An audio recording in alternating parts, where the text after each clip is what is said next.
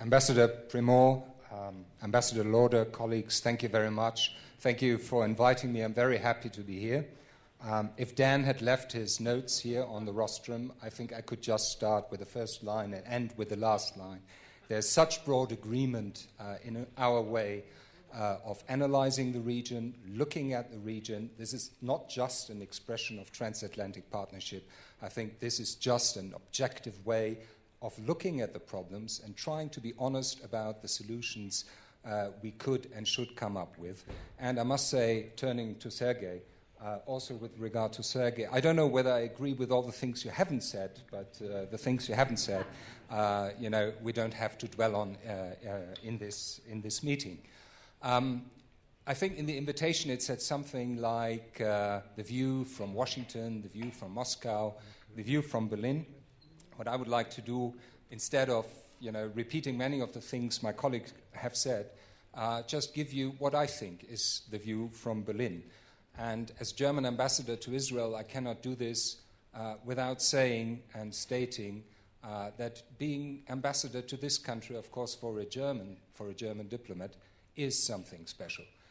We have a special relationship with the State of Israel. You know all the historic reasons. We represent historically the country of the perpetrators, and this, in a way, is the country of the victims.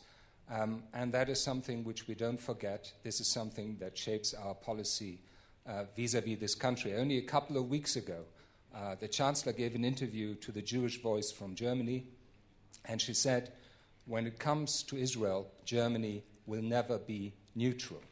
I think this fact that we will never be neutral is not just normative, it is also normative, but it is purely descriptive, because as a German, if you conduct serious business and face up to the history of your nation, you cannot remain neutral when it comes to Israel. Now, that has a number of consequences, because Ambassador Primor said, would you please factor in the European dimension in your presentation? And I'm willing to do so, because for us in Europe, really, those two parts of our political identity, they have very much fused. When you hold a euro coin in your hand, you can really see that on the one side you have 1 euro or you have 2 euros on it, the denomination. On the other side, and that is the same in all membership countries of the Eurozone, but on the other side you have the national symbol, you have the King of Spain, you have the symbols of the French Revolution, or you have the Brandenburg Gate in the case of Germany. So in that sense, how that is welded together, I think we as Germans are Europeans, and I can see some of my European colleagues. I think it is the same for you, that increasingly we understand our identity politically as a double identity as Europeans and as representatives of the nation state we come from. And I know for sure the reason why Ambassador Primor has asked me to also focus on the European dimension is very much that recently here in Israel there has been a lot of criticism of the European Union. Now, first, I think I should say that Europe for Israel clearly is one of the most important partners. When you look at the economy, it is the most important partners, and inside the European Union, the most important partner is Germany. When I came here, I didn't know much about science cooperation. I thought, this is something which is done by scientists and not so much by diplomats or politicians.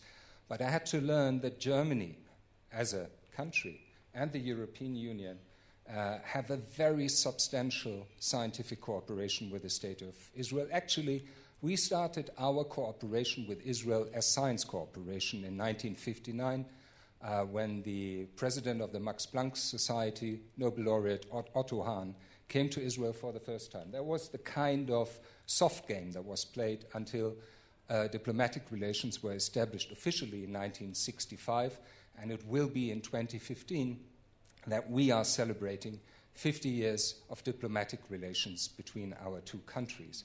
So we are investing bilaterally a lot of money in the science world of Israel, and we do this historically because at the very beginning of this cooperation we felt we should make it possible for Israel to develop the science sector, to be strong in the science sector. Now our cooperation very much is driven by mutual interest because it really pays off for us to invest into this sector.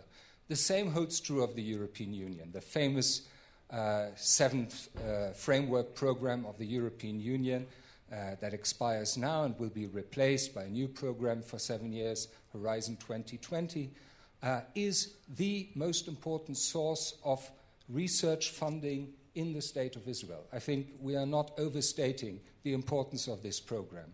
And to give those of you who are not familiar with this an idea, and that also highlights of how important the European Union can be when it comes to Israel, Israel pays into this program because that's the way it works. Other European member states also pay into this program, and the amount which Israel pays into it is roughly $600 million US dollars.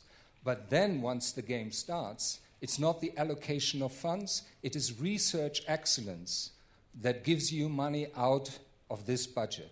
And because Israel has this very high research excellence, Israel draws roughly almost $1 billion US dollars out of this program, which is a net transfer of 400 million. Now, when we are discussing the question of the guidelines, for instance, the question is there a research institution, is there an activity that is conducted beyond the borders of the State of Israel, in the territories, in the West Bank, for instance, that is eligible for funding under this program? And I think the answer in the past was an easy one, and it should be an easy one today. It never was. And it was always accepted by the State of Israel that this was never funded in this way. The problem arose when the European Union, maybe over-bureaucratic, started to put it down in writing. And that is what caused a real diplomatic uproar in this country. We, and now I speak as the German ambassador, we very much feel that as much as our influence reaches in the European Union, because the Commission is quite independent in deciding on these matters, we would like to see an ultra-pragmatic implementation of these guidelines that does not touch the quality and the quantity of the volume of our cooperation with Israel.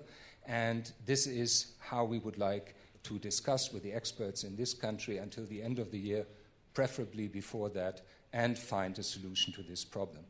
There are many, many examples, and that is the message I would like to leave with you when I speak about that unique perspective which we have on the country, unique from a bilateral point of view and unique because it is a German and European perspective.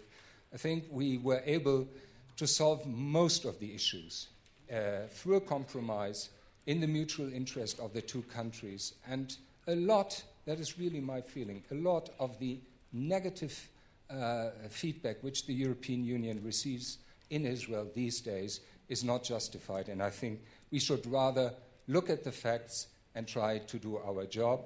I can assure you that when it comes to Germany, we will try to act in the interest of Israel in both capacities, as the nation state we are and as the member of the European Union. Thank you very much.